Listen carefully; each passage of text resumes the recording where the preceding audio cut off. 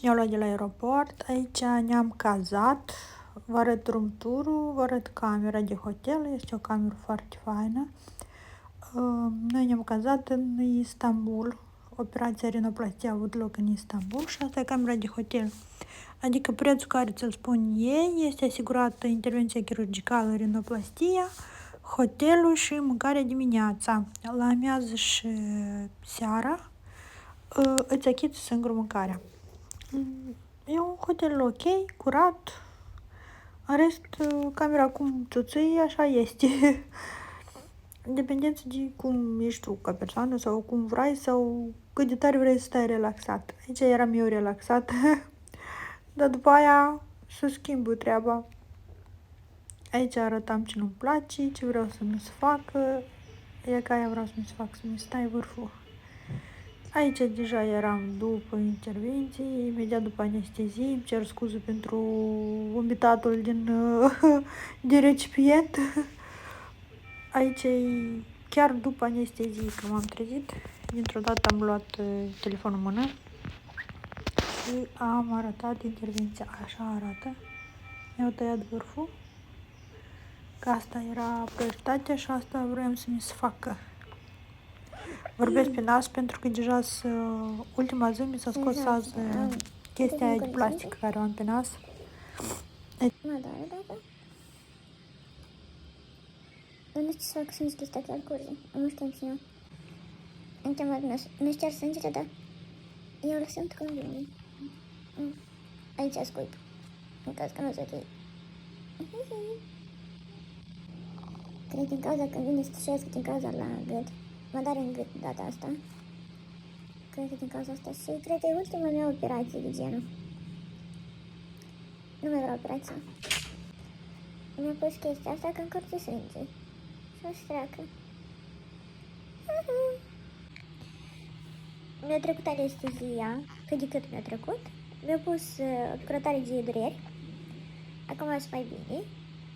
La început respiram foarte bine pe nas, acum s-a stupat, cred că din cauza la cheagurile de sânge. Dar în principiu e ok.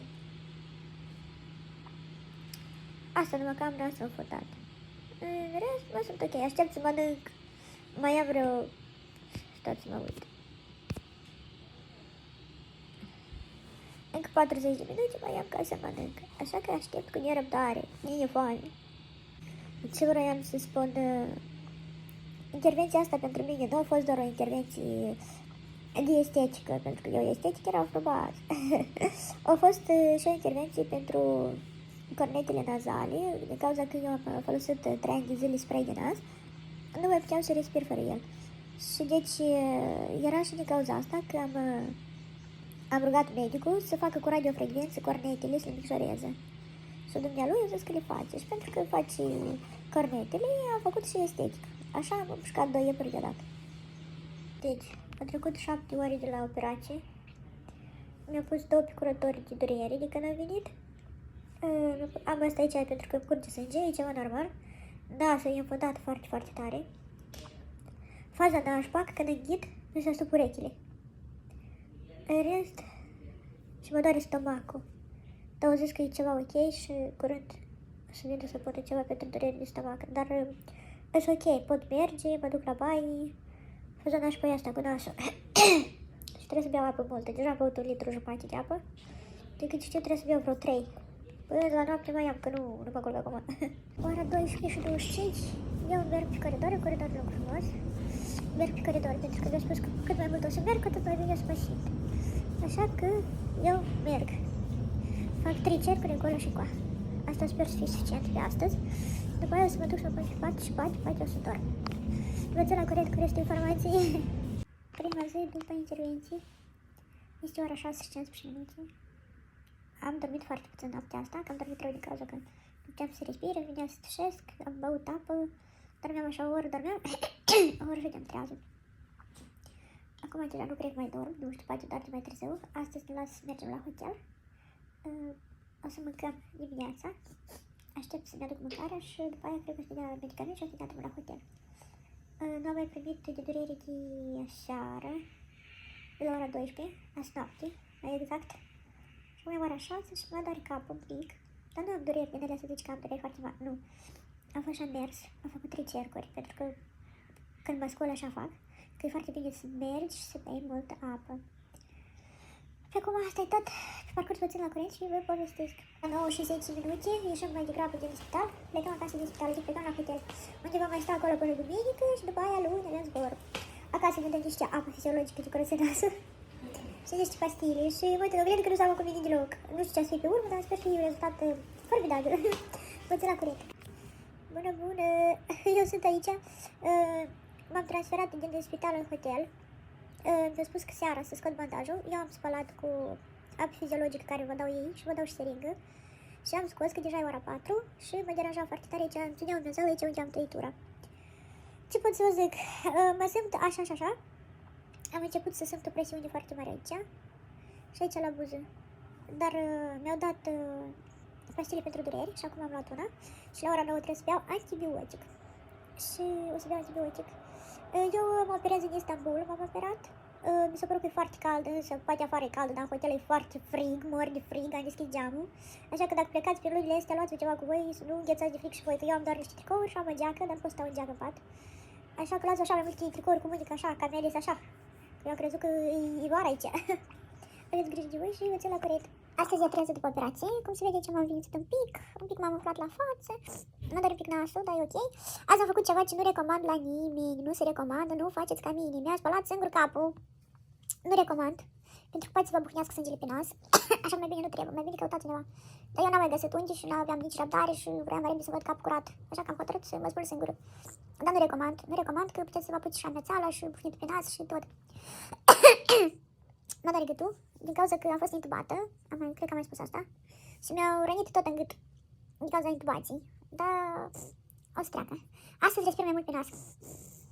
Mereu când vă faceți asta, o să vă dea apă fiziologică și cu seringa să spălați nasul. Și vă luați numai decât bețșoare de astea de ureche, pentru că cu ele vă curățați nasul și e foarte, foarte bine. Principiu așa, tot ok? Aștept mai repede să vină ziua să-mi scoată tot, să văd ce și cum aparte, că rezultatul îl vezi într-un an, dar oricum, într-o lună, două, vezi ceva. Așa că, e un pic de răbdare. Vă țin la curent. Azi m-am făcut frumușică, ne-a spălat capul. Și capul. Sunt goaște la Simi. O aștept și apoi pe urmă ne ducem la mine să-mi spăl și eu nasul și apoi ne ducem la magazin. E ultima zi, am venit să ne scoată atelele de nas și să ne scoată chestia asta de plastic. Sperăm să fie tot bine și să rezist, adică să nu mă doar atât de tare. Vă povestesc când ești de acolo, care a fost treaba și care e situația. Deci mi-am scos bandajul. Eu credeam că am tuburi din alea de silicon în nas, dar eu nu am avut tuburi. Din cauza că eu n-am făcut septul, am făcut doar vârful și aici am nivelat un pic. Plus la asta, de ce am făcut eu intervenția asta chirurgicală, rinoplastie, eu aveam probleme de respirație. Foarte mult timp, 3 ani jumătate, am folosit spray din nas. Și din cauza asta, turbinile cornete, unii zic cornete, alții zic turbine nazale, erau foarte inflamate și eu nu mai respiram, absolut nu mai respiram deloc, fără spray. Și mi-a făcut radiofrecvență, adică au curentat cu curent, au făcut turbinile. Plus am zis că dacă fac asta și mă deranjează și vârful meu, că aici un pic era mai lung și mă deranja din punct de vedere estetic, am zis că da să fac și asta, de ce nu? Și am făcut și vârful. M-am învinițit, dar m-am învinițit mai puțin decât restul persoanelor, din ce cauză? De aia că când se face septul sau se face puntea aia, știi că unii au punte aici, atunci se învinițesc ochii. Și ai nevoie și de tampanele alea de silicon, știți tampanele alea lungi care le bagi în nas. Dar cum eu am făcut doar vârful și aici mi-au nivelat doar un pic, nu am avut nevoie de tampanele alea de silicon. Doare. Când mi-a scos bandajul ăla de deasupra, m-a durut foarte tare și mi-a venit sânge. Dar știți, fiecare organism reacționează divers. Adică dacă mie mi s-a întâmplat așa, nu înseamnă că o să se întâmple și vouă. Poate la voi e diferit, la fiecare persoană e diferit. Și vreau să vă recomand, cine doriți și aveți posibilitate, mai ales cine aveți probleme cu septul sau cu respirația, nu vă temeți. Nu vă temeți că e ok, tot o să fie bine. E suportabil, vă dă pastile de durere, adică e ok. Operația mea s-a petrecut în Turcia, în Istanbul. Și recomand, aici sunt medici foarte, foarte, foarte buni. Pe parcurs să mai revin cu video, să vedem un pic de rezultat final, că încă rezultat final nu este, că sunt foarte umflată. Rezultat final o să fie cât de cât, final e peste un an, dar cât de cât vizibil, peste vreo lună, două, cam așa, să mai desumflă nasul și un pic mai ok. Așa că ne vedem.